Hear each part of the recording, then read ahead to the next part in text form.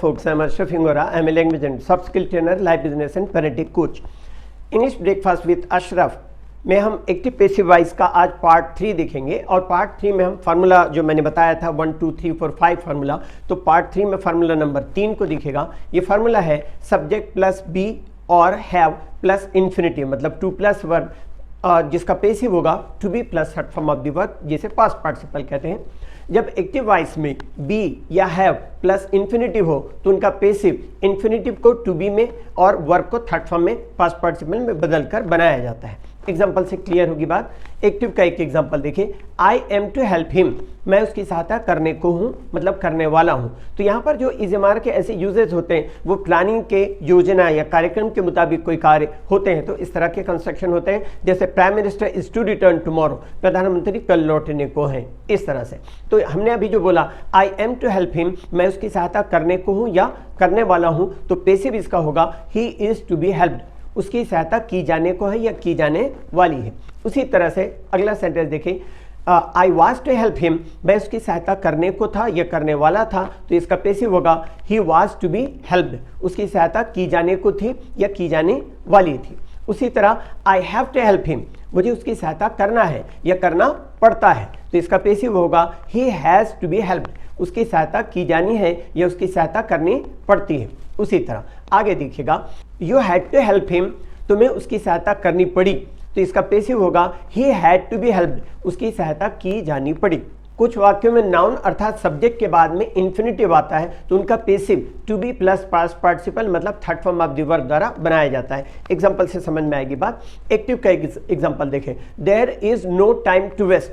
कभी ऐसा सेंटेंस देखने से अचानक लगता है यार इसका पैसिव कैसे बनाए, तो इसका पैसिव बनाने के लिए क्या करना है, there is no time, Hindi में अगर हम बोलें बर्बाद करने के लिए समय नहीं है, तो इसका हिंदी में पैसिव होगा बर्बाद किए जाने के लिए समय नहीं। तो समय नहीं है ना, एक्टिव में पैसिव बना, एक्टिव में इसमें कोई बदलाव आया ना, पैसिव में बदलाव आया, तो देयर इज नो टाइम, इसमें कोई चेंज नहीं आएगा। और टू वेस्ट इन्फिनिटिव है, टू प्लस वर्ब, तो उसका पैसिव हो जाएगा to be plus third form of the verb. मैं इसको एग्जाम्पल से क्लियर कर दूं, एग्जाम्पल और उसका हिंदी ट्रांसलेशन भी बता देता हूं।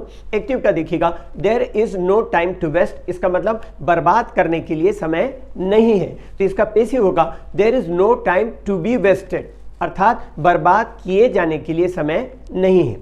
उसी तरीके से there is no money to spend, खर्च करने के लिए पैसे नहीं है, और इसका पैसिव होगा there is no money to be spent, to be plus third form of the verb, खर्च किए जाने के लिए पैसे नहीं है।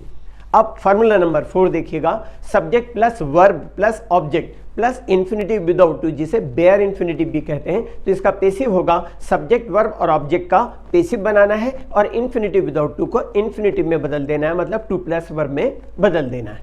अब देखिएगा एग्जाम्पल से देखिएगा, we saw them go out, we saw them go out, हमने उन्हें बाहर जाते हुए देखा, तो इसका पैसिव होगा they were seen to go out. तो हमने क्या कहा था, we saw them, we subject है, saw second form of the verb है और देम ऑब्जेक्ट है, उसके बाद क्या लगा go out infinitive without to, तो वी सा देम, तो इसका हमने पैसिव बनाया और जहां पर टू गो आउट लिखा है मतलब गो के पहले हम यहाँ पर पैसिव में टू लगा देंगे, तो फॉर्मेशन होगा we saw them to go, sorry we saw them go out, हमने उसे बाहर जाते हुए देखा, इसका पैसिव होगा they were seen to go out, वे बाहर जाते हुए देखे गए।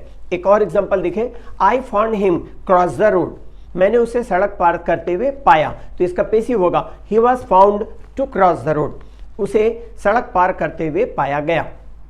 अब कुछ सब्जेक्ट्स के बाद में कॉजेटिव वर्ब मतलब प्रेरणार्थक क्रिया आती है, उनके बाद में object plus infinitive without to का इस्तेमाल होता है, तो इनका पैसिव भी फार्मूला नंबर 4 जो मैंने अभी बताया उसी के अनुसार बनेगा। मतलब क्या होगा, सब्जेक्ट वर्ब और ऑब्जेक्ट का आपको पैसिव बना लेना है और जो उसके बाद में इन्फिनिटिव विदाउट टू होगा उसमें पैसिव में टू लगा देना है, बस। एग्जाम्पल से बात क्लियर हो जाएगी।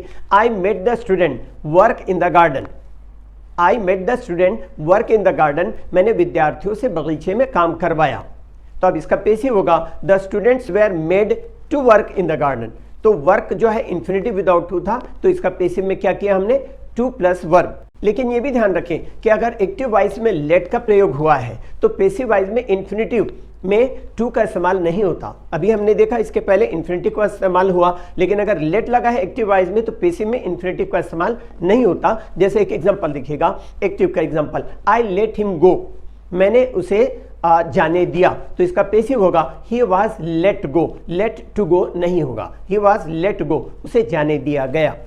नेक्स्ट एक का फिफ्थ फार्मूला है जो लास्ट वाला फार्मूला है, इसको देखिएगा, subject plus verb plus object plus infinitive clause और कंप्लीमेंट।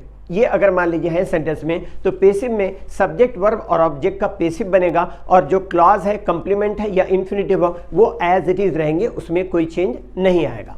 एक्टिव का एग्जांपल देखिएगा, उसके बाद उसका पेसिव आपको समझ में आ जाएगा। सब्जेक्ट वर्ब ऑब्जेक्ट का पेसिव बनाना है, उसके बाद में क्लॉज है, कंप्लीमेंट है, या अगर मान लीजिए उसमें इन्फिनिटिव है तो उसमें कोई चेंज नहीं करना है। एग्जांपल देखिएगा, we elected him our leader, हमने उसे अपना लीडर या अपना नेता चुना, तो इसका पेसिव होगा he was elected our leader. तो हमने क्या किया, वी इलेक्टेड हिम, इतने का पेसिव बनाया, आवर लीडर यहाँ पर हमने इसमें कोई चेंज नहीं किया, या ऑब्जेक्टिव कंप्लीमेंट है, इसमें हमने कोई चेंज नहीं किया।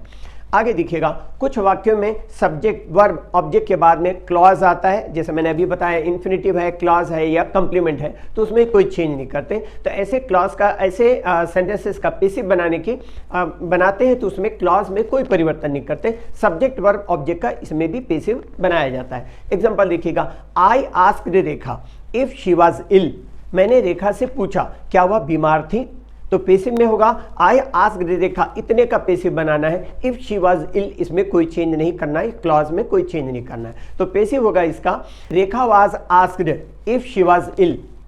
फिर एक और एग्जांपल देखें, he asked me when I would return, उसने मुझसे पूछा मैं कब लौटूंगा, तो ही आस्क्ड मी, इतने का पेसिव बनाना है, और व्हेन आई वुड रिटर्न इसमें कोई चेंज नहीं करना है, ये क्लॉज है, इसमें कोई चेंज नहीं करना है, तो पेसिव होगा I was asked when I would return, मुझसे पूछा गया मैं कब लौटूंगा।